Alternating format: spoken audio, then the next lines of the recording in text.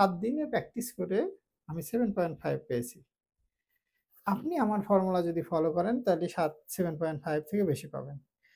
তো আমার কোয়েশ্চেন হচ্ছে যে আপনি যদি ৭ দিন প্র্যাকটিস করে 7.5 পান, ভাই আপনি ১ মাস প্র্যাকটিস করে কেন 9 তোলার জন্য ট্রাই করেননি? বাট এই কোয়েশ্চেনটা তো যেহেতু অনেকজনই করেন না, আমরা যে কাজ করি ওদেরটা ফলো করি। বাট এটা মোর অর লেস অনেক ক্ষেত্রেই দেখা যায় ইটস আ ফেক। হ্যাঁ, হতে পারে যদি কোনো স্টুডেন্টস এর লেভেল অফ ইংলিশ ভালো থাকে সে ৭ দিনে ইটস ওকে। বাট আপনি যার লেভেল অফ ইংলিশটা ভালো নেই, সে যদি ৭ দিনের জন্য দৌড়ান, it will be a wrong decision. IELTS is not a special English. Everything is English is IELTS. So আপনি আপনার লাইফটাকে টোটালি যদি ইংলিশে কনভার্ট করতে পারেন। So why is there so much confusion about IELTS, right? If you Google the term IELTS expert, you will immediately be given millions of sites to choose from. Though we are surrounded by experts, it has never seemed more difficult to find genuine help. দেখুন, গুগলের কাছে আপনি একজন গ্রাহক। আমরা জানি গ্রাহক সর্বদা সঠিক। সুতরাং আপনি যদি একটি দ্রুত উত্তর চান, তাহলে বাজারটি সাড়া দেবে। দ্যাট মিনস যদি আপনি রিসেন্ট রিয়েল টেস্ট ম্যাটেরিয়ালস গুগলে সার্চ দেন, তবে দেখবেন সামনে এমন অনেক সাইট আসবে যারা রিয়েল টেস্টের কোশ্চেন সরবরাহ করবে। আবার কেউ কেউ তো আগামী মাসের কোশ্চেন কি আসবে সেটা আপনাকে প্রোভাইড করার জন্য প্রতিজ্ঞাবদ্ধ থাকবে। কোনো সাইট বলবে তাদের কাছে আইএলটিএস সম্পর্কে কিছু হিডেন সিক্রেটস আছে যা আপনার স্কোর তুলতে দ্রুত সহযোগিতা করবে। আবার বগুড়ার মতো যদি কোনো শহরে আপনি থাকেন, এখানে অনেকজনই ভাববে যে টাকা দিয়ে আইএলটিএস এর টেস্ট রিপোর্ট কিনে নিয়ে যাবে। সমস্যাটা কোথায়? সমস্যাটা হচ্ছে আপনি এত চিন্তা মাথায় নিয়ে যখন আইএলটিএস এর জার্নিটা শুরু করছেন, তখন আপনি যে আপনার রাইট ট্র্যাকে থাকার কথা, আপনি ওই ট্র্যাক থেকে সরে গেছেন। ফলে কি হয়েছে দেখেন, ৩ মাসের যে আপনার একটা প্রিপারেশন নেয়ার কথা ছিল, সেটা আপনি ৩ বছরেও কমপ্লিট করতে পারছেন না। বর্তমানে একটা ট্রেন্ড আছে, ট্রেন্ডটা কি যে আপনি ক্যামব্রিজের 15, 16, 17, 18, 19 এগুলো সলভ না করে আপনি ক্যামব্রিজ 5, 6, 7 এগুলো সলভ করেন। তাহলে দেখবেন কোশ্চেনটা আপনি স্পেশালি রিডিং এবং লিসেনিং কমন পাইছেন। ভাইরে, আইএলটিএস এ কেউ রিডিং এবং লিসেনিং কোশ্চেন কমন পাইছে এবং পেয়ে 9 পাইছে, আপনি এরকম একজনের দেখান। তার সাথে কথা বলেন, আপনি রিয়েলিটিটা বুঝতে পারবেন। So there is no quick fix in IELTS, এটা মাথায় রাখবেন। The truth is that you can only get to the top score if you just work on developing the language and skill you need to make genuine progress. যারা shortcut IELTS এর plan করবেন, তাদের সত্যটা জানা দরকার। সত্যটা হলো IELTS test আর আপনার স্কুলে বা কলেজের টেস্ট এক না।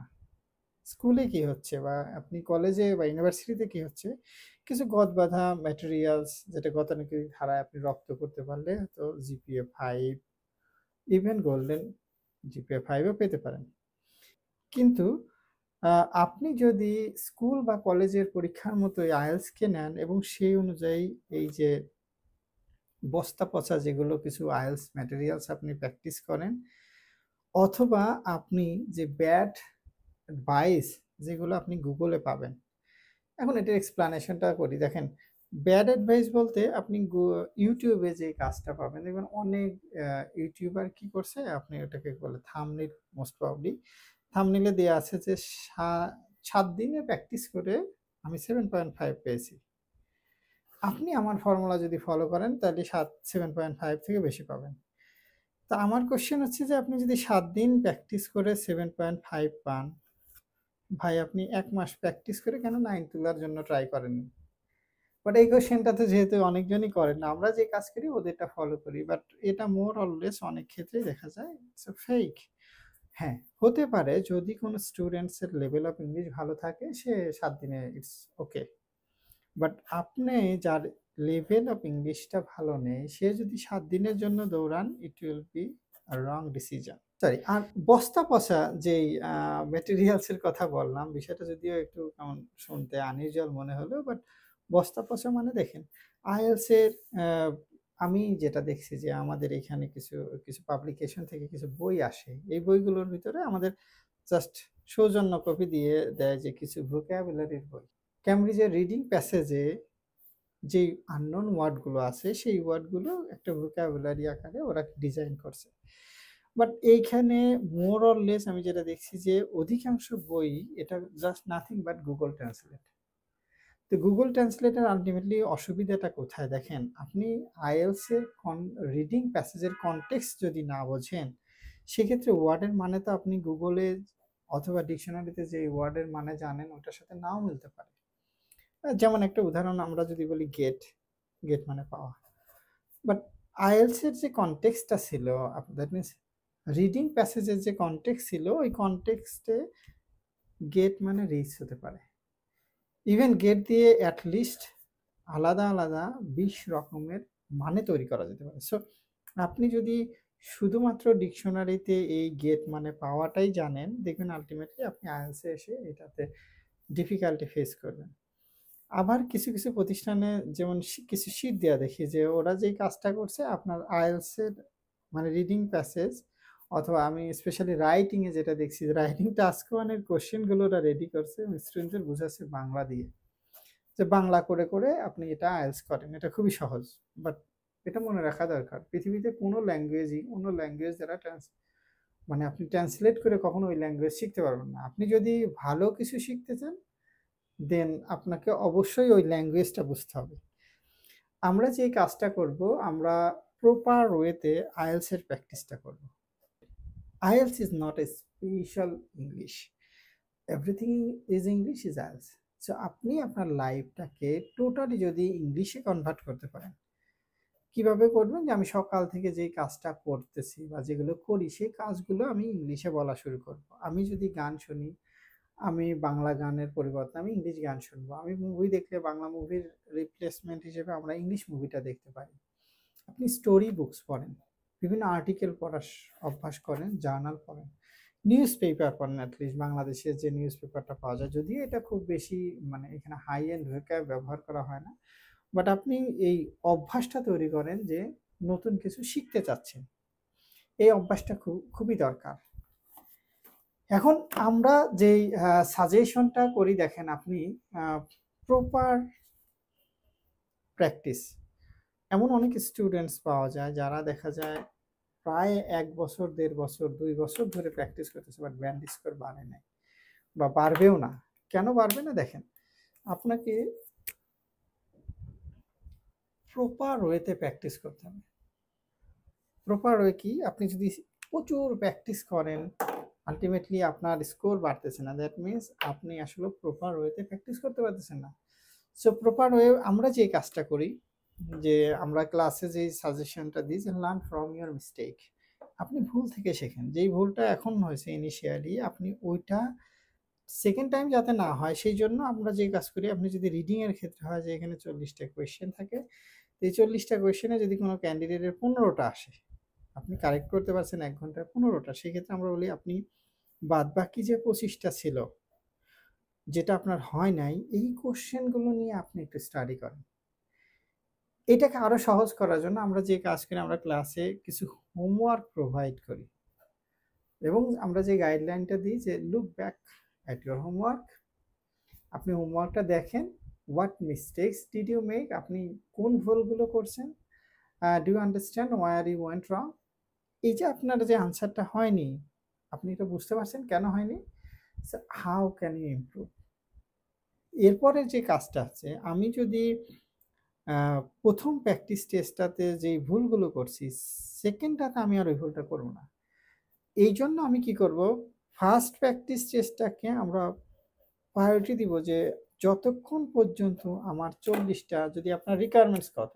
প্রথম হচ্ছে আপনি টার্গেটটা ফিক্সড করেন আপনার রিডিং এ কত দরকার। রিডিং এ যদি 6 দরকার হয় আপনার দরকার 23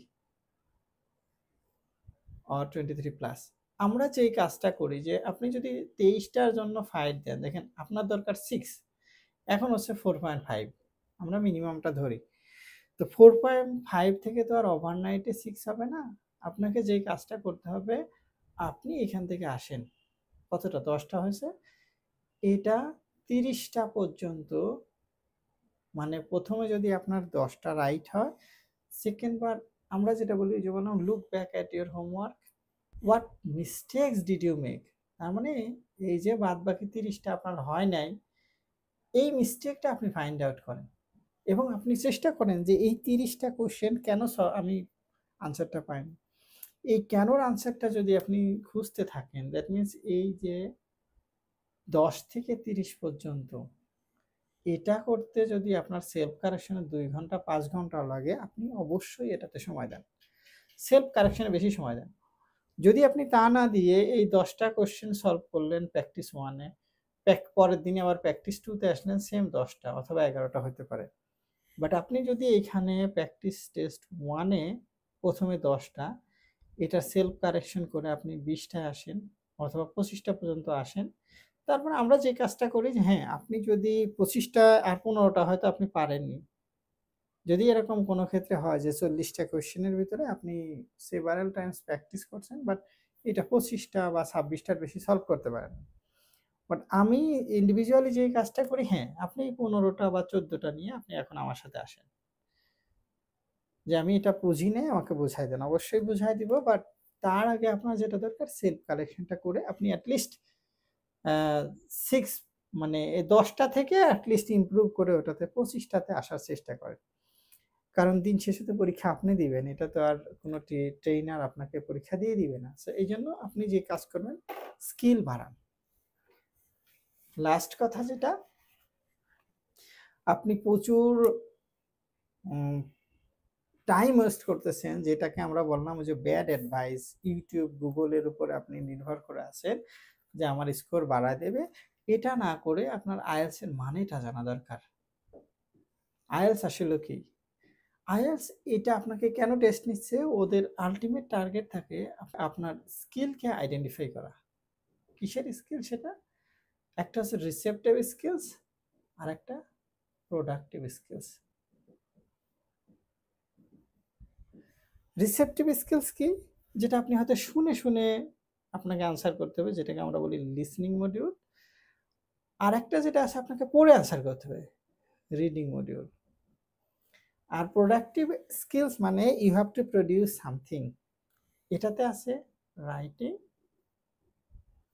আর একটা স্পিকিং। তো টোটাল আইএলটিএস এর মডিউল 4টা দেখেন, লিসনিং, রিডিং, রাইটিং, স্পিকিং। আমরা এটাই জানি, বাট যেটা আপনার জানা দরকার, আইএলটিএস এর আলটিমেট গোল হচ্ছে আপনার স্কিলটাকে ফাইন্ড আউট করা। এই জন্য ওরা রিসেপটিভ স্কিলস আর প্রোডাক্টিভ স্কিলস, এই দুইটা স্কিলকে ওরা ফাইন্ড আউট করতে চায়। এখন আপনার স্কিলটা বাড়ান প্রচুর ইউটিউবিং করে অথবা গুগল করে অথবা এখানে ওখানে দৌড়াদৌড়ি না করে আপনি স্কিল ডেভেলপ করেন। যদি আপনি স্কিল বাড়াইতে পারেন, দেন আপনি দেখবেন আইএলটিএস এর অতি সহজে স্কোর আসবে। আর স্কিল যদি বাড়াইতে না পারেন, সারাদিন, ইভেন এরকম এক্সাম্পল আছে যে 3 বছরে প্র্যাকটিস করছে, এরকমও আছে। তো 3 বছরে প্র্যাকটিস করে আলটিমেটলি স্কোর কত আসছে, সেটা নট মোর দেন 6 অথবা 5.5। ওয়ারাস যদি এই যে স্টুডেন্ট যে 3 বছর প্র্যাকটিস করে 6 অথবা 5.5 পাইলো, ওই যদি স্কিলটা ডেভেলপ করতো 6 মাসে, 3 বছর না 6 মাসে স্কিল ডেভেলপ করে তারপরে যদি 3 মাসে আইএলটিএস এর জন্য ফাইট দিত, এমনিতে স্কোর 6.5 আসতো। সো আপনার যে দরকার যেটা যে স্কিল বাড়ান, ইংলিশের স্কিল যদি বাড়াইতে পারেন, স্কিল কোনটা? Listening, reading, writing, speaking. আরেকটা বিষয় মনে রাখবেন, প্রোডাক্টিভ স্কিল মানে you have to produce something. But এইখানে আবার যে আমাদের স্টুডেন্টদের যেটা রিকোয়ারমেন্টস থাকে যে টেমপ্লেট ব্যবহার করা। রাইটিংয়ে টেমপ্লেট ব্যবহার করা, এটা ভয়ঙ্কর রকমের খারাপ। আর স্পিকিং কি করে, কিছু কোশ্চেন আছে আমরা জানি, কিছু বইয়ের কোশ্চেনগুলো পড়লে হয়তো ওই আনসারগুলো কমন আসে স্পিকিং এর ক্ষেত্রে স্পেশালি। তো আলটিমেটলি আপনি যদি স্পিকিংয়ে মেমোরাইজ টক দেন, স্কোর তো আসবে না। এই সমস্ত মানে শর্টকাট থিওরি বাদ দিয়ে আপনার যেটা খুবই করা দরকার, সেটা হচ্ছে আপনি আইএলটিএস যেহেতু আপনার স্কিল টেস্ট করতেছে, দ্যাট মিনস দুইটা skill, receptive skills, productive skills. মানে লিসনিং, রিডিং, রাইটিং, স্পিকিং। এই ৪ টা স্কিলকে ডেভেলপ করতে চাচ্ছে। সো আপনি ৪ টা স্কিলকে ডেভেলপ করেন। আপনি অনায়াসে দেখবেন আপনার স্কোর যেটা ডিজায়ার স্কোর ছিল সেটা অবশ্যই পাবেন। বাট সমস্যা আরেকটা যেটা আছে আপনার স্কোর মানে আপনার লেভেল যদি থাকে দেখেন 4.5 থাকতেই পারে, এখন যে লেভেলটা আছে হয়তো 4.5, বাট আপনি আশা করে আছেন 9 পাবেন। এটা আবার আকাশ কুসুম চিন্তা। So be realistic person. আপনার যতটুকু স্কিল আছে, সরি, আপনার যতটুকু লেভেল আছে সেই লেভেলটাকে পলিশ করেন। পলিশ করে এটাকে 5.5 থেকে 6.5 এ নিয়ে আসেন। আল্লাহর রহমতে দেখবেন অনেক ইউনিভার্সিটি 6.5 হলে আপনি যেতে পারবেন। সো যেই কাজটা করা দরকার আমি অবশ্যই প্ল্যান করে আগাবো। উইদাউট প্ল্যানিং এ আমি অবশ্যই আগাবো না, এবং প্রপার ওয়ে যেটাকে বলি লার্ন ফ্রম ইওর মিস্টেক। ভুল থেকে শেখেন। গ্রামে যেটা একটা প্রবাদ আছে, শিখছো কোথায় ঠেকছি যেথায়। Thank you. Bilingual Learning Center, BLC, Bogura.